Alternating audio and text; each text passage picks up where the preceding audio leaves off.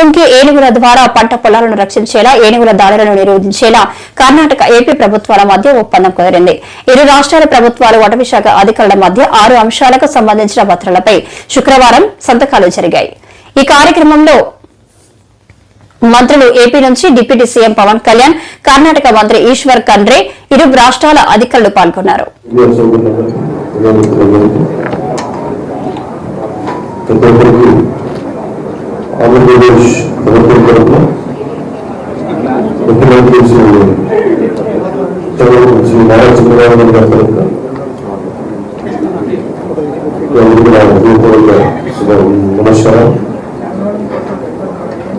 గత సంవత్సరాలు విషయంలో తెలిసింది.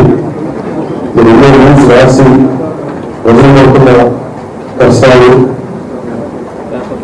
సమస్యలు మీరు దృష్టికి తీసుకొచ్చిన క్రమంలో వచ్చే సమస్యలు మీడియా దృష్టికి తీసుకొచ్చినప్పుడు క్షేత్రస్థాయిలో మీరు తిరిగినప్పుడు ఒకటి తెలియని అంశం ఏంటంటే చిత్తూరులో కానీ మనకి మంగళ విధానం కానీ విజయనగరం రాయలసీమ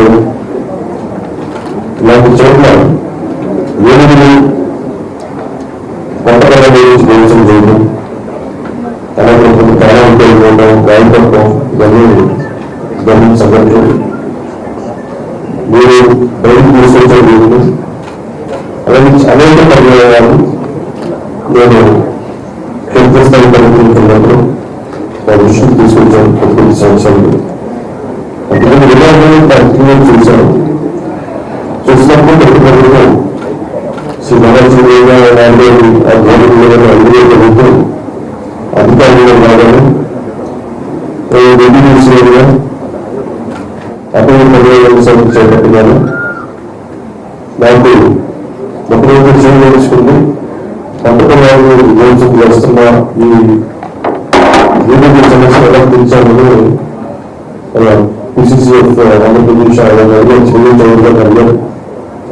అడిగితే ఇలాంటి బాగా ఎదుర్కోగలిగే సత్తా సమర్థంగా కర్ణాటక అటవీ శాఖ ఉంది. మనం మధ్య కొంత సహాయం చేసే అవకాశాలు ఉన్నాయి. వెంటనే మనం చెల్లించగలిగే అది ఆంధ్రప్రదేశ్ సమకాలీన అటవీ శాఖ కర్ణాటక అటవీ శాఖ ఉంటే వెంటనే స్పందించి అటవీ పర్యావరణ శాఖ మంత్రి విషయం పెద్దగా దృష్టికి తీసుకెళ్ళి మన వెంటనే చాలా పెద్ద మనసుతోటి చాలా సాధారణంగా ఆదరించి వాళ్ళ సంపూర్ణ అమలు చెప్పండి తను ఏం చేయగలిగే చెప్పాలని చెప్తే వెంటనే 40 గంటలు నాకు అపాయింట్మెంట్ చేశారు. విధానసభ వెళ్ళారు. కర్ణాటక విధానసభకి కూర్చుంటే చాలా ఆంధ్రప్రదేశ్ నుంచి ప్రజలందరూ తరఫున సమస్యలు నిర్వహించాం. దానికి ముందు కర్ణాటక గౌరవ ముఖ్యమంత్రి శ్రీ సిద్ధరామయ్య గారిని కలిశాను. వారికి కూడా తెలియజేశాను. తెలియజేసి నేను ఒకటి చెప్పాను, సంపూర్ణ మద్దతు లేదు అని చెప్పాను. శ్రీ సిద్ధరామయ్య గారి దగ్గరికి కలిశాను. వారికి కూడా తెలియజేశాను. తెలియజేసి వారు ఒకటే చెప్పారు, సంపూర్ణమైన మద్దతు ఉంటుంది మీకు అని చెప్పారు. అలాగే ఈశ్వర్ ఖండ్రే గారి దృష్టికి తీసుకెళ్తే ఆ రోజున చాలా పెద్ద ఎత్తున స్వాగతం పలికి చాలా ప్రేమగా ఆప్యాయంగా సమస్యలన్నీ విని సాదరంగా ఆహ్వానించి చెప్పారు ఈ సమస్యలు ఉన్నాయంటే వెంటనే ఆయన పెద్ద ఆలోచన కూడా అలా చేయలేదు. మీరు ఇంత దూరం వచ్చారు, మేము మీకోసం చేస్తాం. సో దాంట్లో భాగంగా నేను ప్రతిపాదించింది కానీ మన అటవీ శాఖ ఆంధ్రప్రదేశ్ అటవీ శాఖ అధికారులు ఉన్నతాధికారులు ప్రతిపాదించింది ఇట్లా ఎలా చేద్దాం దీన్ని అంటే ఈశ్వర్ ఖండ్రే గారు ఆయనే ముందస్తుగా తెలియజేసింది ఏంటంటే ఒక ఎంఓయూ చేసుకుందాం. ఇప్పుడు దాకా దేశంలో ఇరు రాష్ట్రాల మధ్య అటవీ శాఖకు సంబంధించి ఇలాంటి ఎంఓయూలు ఎప్పుడు జరగలేదు. అది ఈశ్వర్ ఖండ్రే గారు చెప్పారు, ఇప్పుడు దాకా ఎప్పుడు జరగలేదని. పొరుగు రాష్ట్రాల మధ్య ఇంటర్ డిపెండెన్స్ ఉండాలి, పరస్పర సహకారం ఉండాలి, దీన్ని ఖచ్చితంగా ముందుకు తీసుకెళ్దామని చెప్పి ఆ రోజున సమస్యలన్నీ మేము వారి దృష్టికి తీసుకెళ్ళినప్పుడు ముఖ్యంగా 6 అంశాల మీద చాలా కీలకమైన నిర్ణయాలు తీసుకున్నాం. ఒకటి, ఈ ఏనుగులు మొత్తం మన ఒకవైపు మన తమిళనాడు నుంచి కర్ణాటక నుంచి ఇటు కేరళ నుంచి మొత్తం ఇది ఎలిఫెంట్ కారిడార్. అది ఒకసారి తమిళనాడులో ఉన్న ఎలిఫెంట్స్ కూడా ఇక్కడికి వచ్చేస్తే మనకున్నది కంటే కూడా వస్తున్న ఏనుగుల సంఖ్య ఎక్కువ. సో దానివల్ల ఏంటంటే వాటిని ఎలా చేయాలని దీని మీద ఒక ఎదుర్కొనే ఒక ఆలోచన విధానం, ఎలా ఎదుర్కోవాలి దీన్ని అని, మనిషికి ఏనుగుకి జంతువులకి మధ్య ఉన్న సమస్యను ఎలా అధిగమించాలి, వీటన్నిటి మీద అదొక ఎంఓయూ చేస్తుంది, అదొక అంశం. రెండవది ఈ దీంట్లో ఈ వైల్డ్ ఎలిఫెంట్స్ని టేమ్ చేసే మన ఎలిఫెంట్స్ని కుంకి ఏనుగులు అంటారు.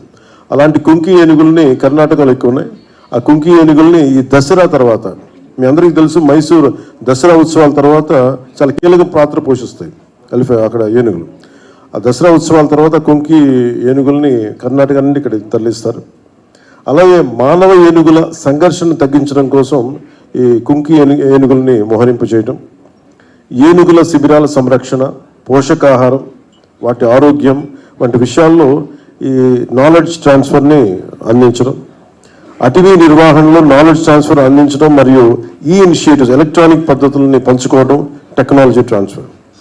అలాగే అంతర్రాష్ట్ర సమన్వయం, ముఖ్యంగా ఇంటర్ స్టేట్ కోఆర్డినేషన్తో ఎర్రచందనం, వారికేమో మనకి ఎర్రచందనం సమస్య ఉంటే వాళ్ళకి మీకు శ్రీగంధం సమస్య వాళ్ళకు ఉంది. సో వీటన్నిటి మధ్యలో ఈ బోర్డర్స్ని చాలా అనుకూలంగా వాడుకున్నాడు కర్ణాటకలో ఉండే స్మగ్లర్స్ కానీ, ఇటు మనకుండే ఎర్రచందనం స్మగ్లర్స్ కానీ.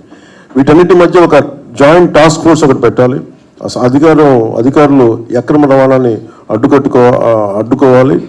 అలాగే నిజంగా కనుక మనకి ఇలాంటి ఎంఓయూ కనుక గత ప్రభుత్వం వైసీపీ ప్రభుత్వం కనుక చేసి ఉంటే